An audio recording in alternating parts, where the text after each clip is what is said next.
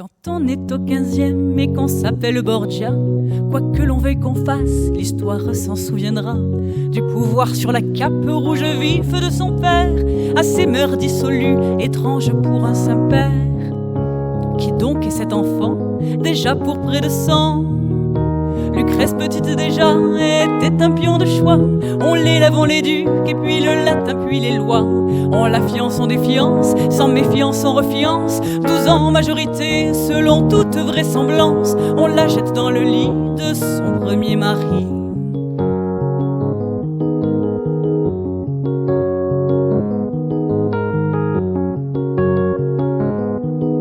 Elle connut tôt la lame du couteau de son frère, 1000 fois gorgé du sang pourpre des dignitaires. Couteau qui coupe à court à ses secondes noces, son aimé n'étant plus ange dans le négoce. Lucrèce l'aime brisée, on doit la remarier. Mais le premier mari sur qui on a osé proférer calomnie manquerait de virilité. Pour envoyer la balle, jette à son tour la pierre, s'égrènent les rumeurs bien au-delà des frontières. Dans les bras paternels s'enivrerait la belle.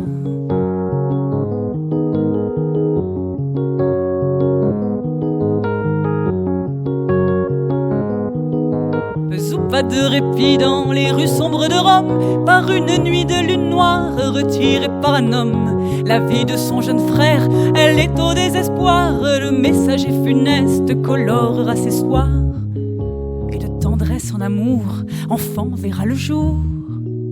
Mais quand la prend la lame du couteau de son frère, dans la salle du trône redéploie l'éphémère. Ce n'est qu'un deuil de plus, toujours courbé les chines. Elle n'a connu que ça c'est son histoire d'origine. Avaler les arêtes et relever la tête.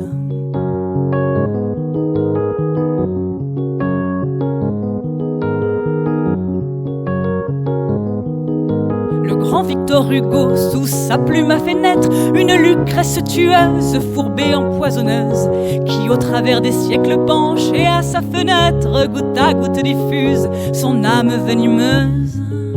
Mais qui donc peut savoir le fin mot de l'histoire?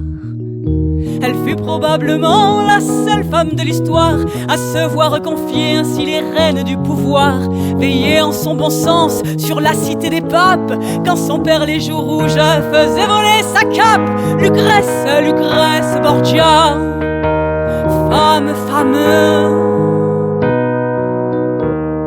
de voix.